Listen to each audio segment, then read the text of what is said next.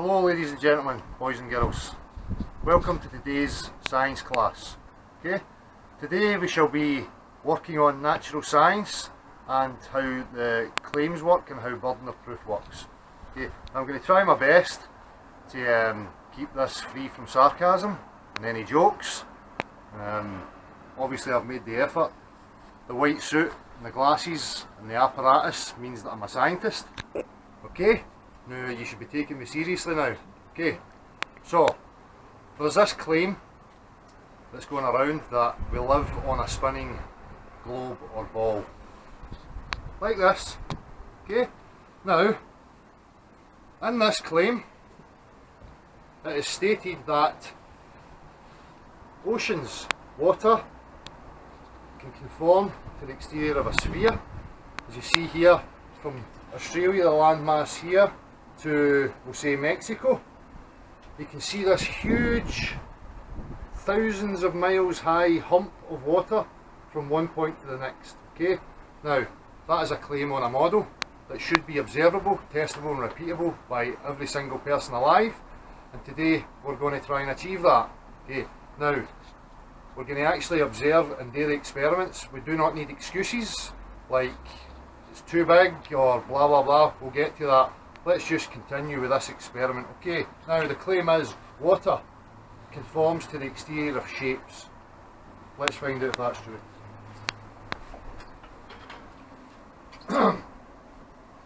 What will we start with? We'll start with the ball again. Okay, now remember, the claim is that water can conform to the exterior of spheres.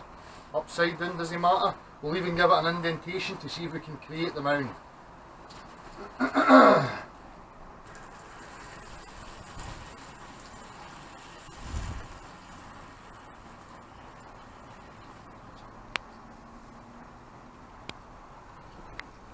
Now, as you can quite clearly see, the water is not mounding to the shape of the ball.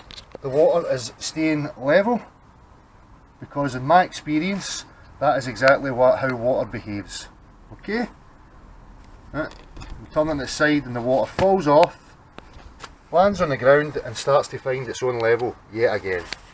Alright, so another claim that I hear is that if we get a golf ball and we wet the golf ball like so, that we will get water sticking to the ball.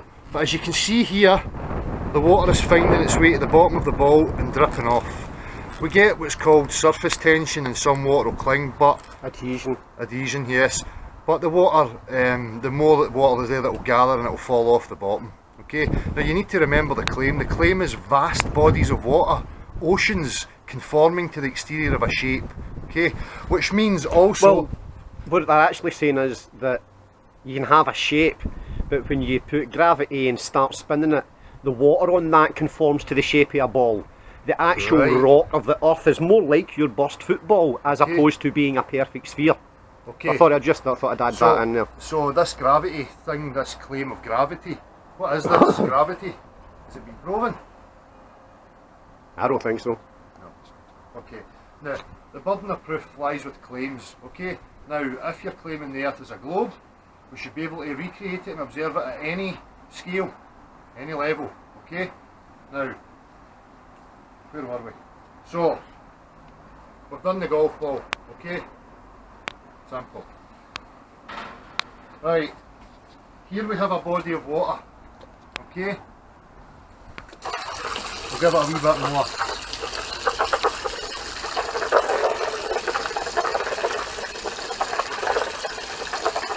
Now, why put me around the edges? It seems high on the middle. Oh right, aye, that hump in the middle there, because that's the curvature of the air. Okay, now we all know that water does not support itself. Okay, this is a basin. The surface of that water will be flat.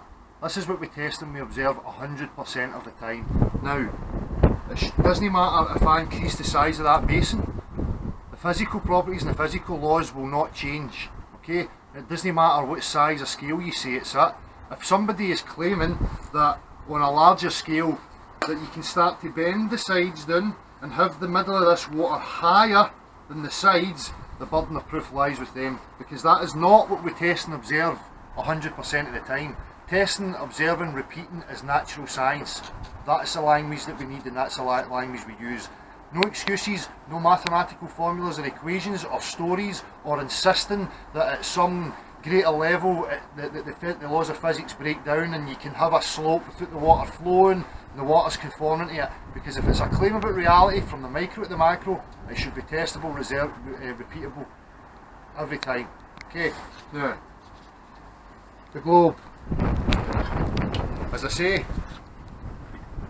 from here, well, let's see, from here to here, there is a huge hump of water in the middle.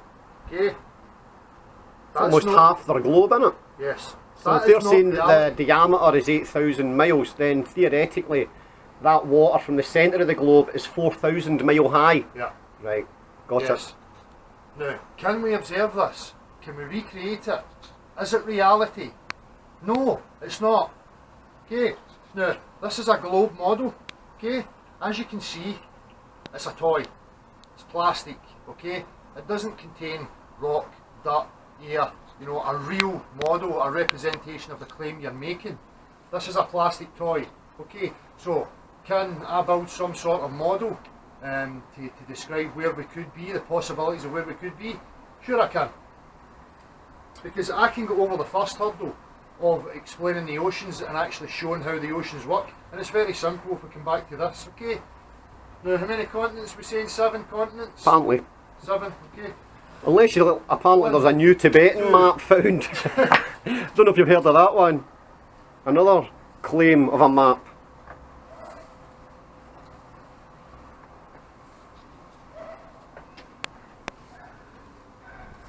Yeah, we'll go with a big one. Right, there we go. Okay, now here is a basic model that I can start to work with of how the Earth could possibly be. Now it doesn't have to be a square container.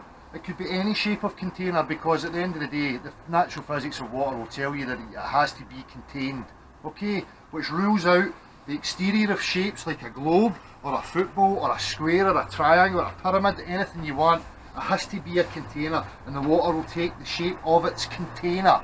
Okay, now here's a basic model. I can add some dirt in here.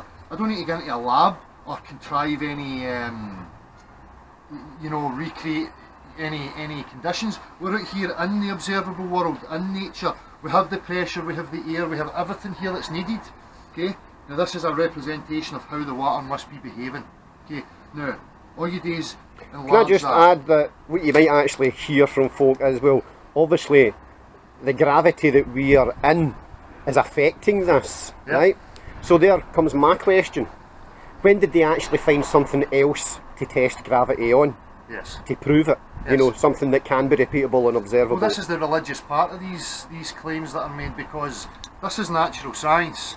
Now they are making claims, they're invoking a mystical energy to tell you that at some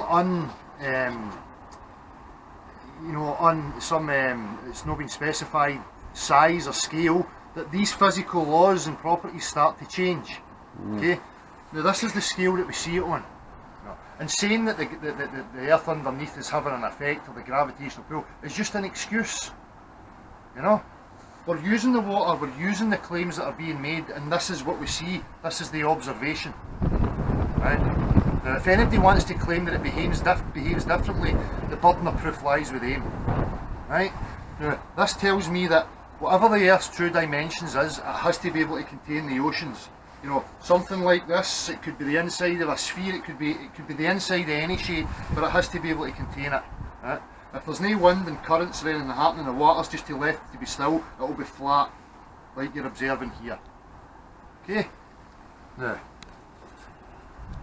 I don't know how else, how much more simple we can make that.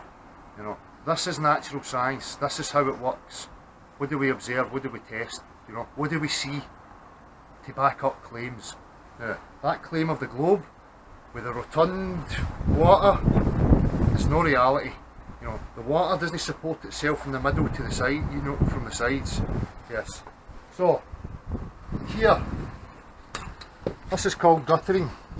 Okay, this is to collect water, and it only has to be at the slightest degree, even a tenth of an inch, in order for the water to flow. And it will come down to the end here, and it will run off, or it will find its way into a drainage pipe. So let's have a wee look. And again, we're using an instrument that's used because we understand the natural physics of water. You know, we can depend on it every single day. If this was slightly angled up here or here, this wee bubble would move and would let us know that it's not level. Okay, so let's just have a wee look. We're going to put some water into the drain. Right.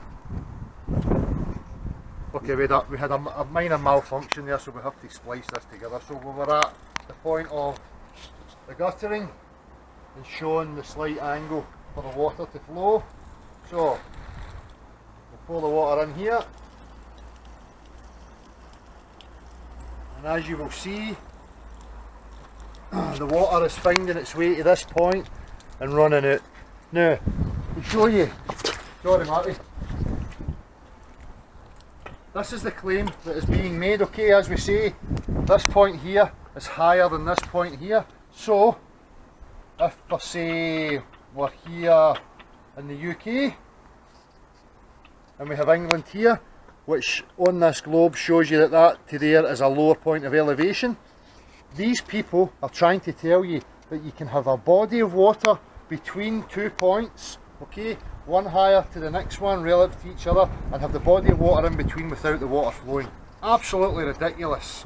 That is not what we observe and test, okay? We have guttering in every home with a slight angle so that the water flows and drains away, okay?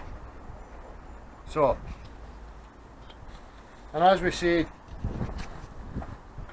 how do you think they judge sea level? How can you judge sea level on a globe? You cannot.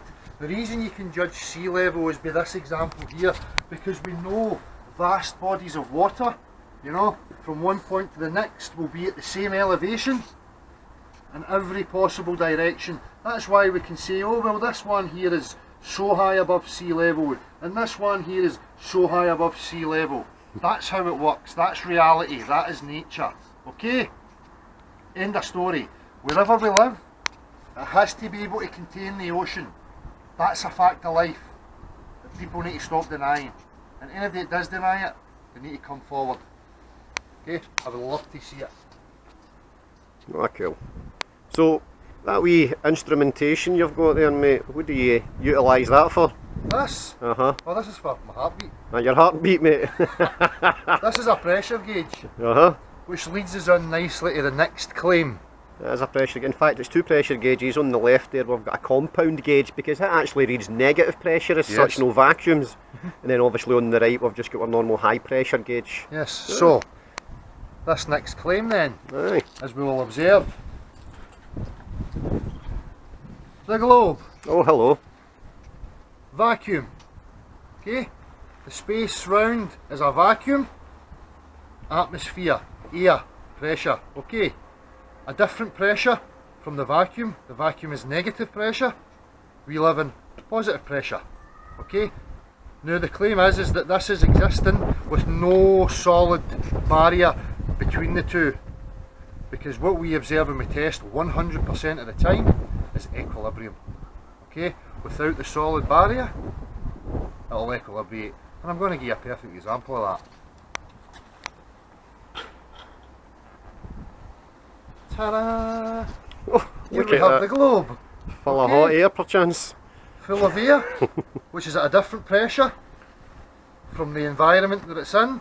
The only reason it stays at that pressure is because of the solid structure that's containing it. The plastic. This, plastic. The claim is, now, when I remove this should keep its form, and all the air inside should keep that pressure, okay? Let's see what happens.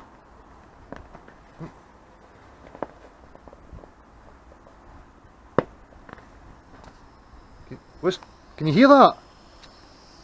What's that noise? Oh, I think we're experiencing equilibrium between the two opposing pressure systems. Again, something that we observe and test 100% of the time. Now that's actually not any kind of stretched rubber like a balloon or anything. No. So you could actually leave that, you don't even need to press it, Yep. and it will sit. Yep. Because the pressure in there is the same as the pressure out here. Yes. But if you were to squeeze that, Yep. you're creating a greater pressure, Yes. which in turn equilibrates the Yes. rest. So, Simples. this is your globe, okay? The only way that the globe or anything like it would be reality was if we all lived here on the top and we had one ocean, like so, okay? Because if you go, oops, it runs off. Are we getting this yet? You know, I'm just like a scientist. I'm showing you repeatable, observable tests that you can all repeat and do on your own. People bringing mathematical equations and formulas or drawings are insisting that it is something else, are liars, charlatans, pushing religious nonsense. Okay, this is the reality we live in. Right? I hope you get this and you understand it. Okay, so we understand in order for the pressures to work. If there's a vacuum beyond us, or if there's water or some other medium, there has to be a solid separation, or we would have equilibrium. We live in pressure, therefore we must be in some sort of sealed unit. Okay? Now, something like this, but it would have to be enclosed. Okay? Now there's a possibility that we could go and meet this guy outside of our system. This guy might be looking in, waiting for us to realise what the fuck's going on, you know, and wants us to come for a visit. But we have these religious nonsense people who are trying to keep us in this pen. Okay? Now let's just take another analogy, because this is what I'm trying to say to people as well. Right, here's my prisoners. Here's my prisoners here. These prisoners believe they live on a globe. Okay? Now, their whole life I've fed them books, literature, philosophy, religion, toys, distractions, you know. Now these hostages are now at a point where they realise that the area I'm keeping them in is a lie, that it's not what I told them it was. Okay? Now these hostages now have an option or a choice. They can sit here, okay, looking at the stuff I gave them and trying to make sense of it, okay, or they could just get up off their arse and start exploring to possibly find the way out, or to find the full dimensions. Right? You'll not let them, look. Because everything that they've got in there, I gave them. I allowed them to have that. Okay? Now people, you need to realise this reality of the water, the ocean. It's all one thing. Okay? Now what are they hiding? What are they trying to prevent us from doing? They're trying to prevent us from exploring. There is something that they don't want us to find and discover. Okay? Now we need to stop the cack. Right? All the speculation, the argy-bargy about models and debates and blah blah, I have proven beyond a shadow of a doubt that wherever we are, it has to be able to contain the ocean, and that's a fact of life, and that's it. And pressure. And pressure. Okay? There's nothing else to discuss. It's full disclosure and full exploration now. No other choice, no other option. Or else we're just going to sit in the middle of the shit that they gave us, arguing and going round in circles. Now, I hope you understand that, and I hope you've enjoyed today's science class. Okay? Hopefully we'll be returning with some more science class. Alright? Anything else to say, Marty? Yeah, it's all covered, mate. I was enjoying the lesson. Yes. Yes. We got a it's gold at the back star. door. We're in nature, we're in the back door, it doesn't matter, we don't need a lab or any contrived conditions. We are here, in the world that we live in, observing it in its natural form. Okay?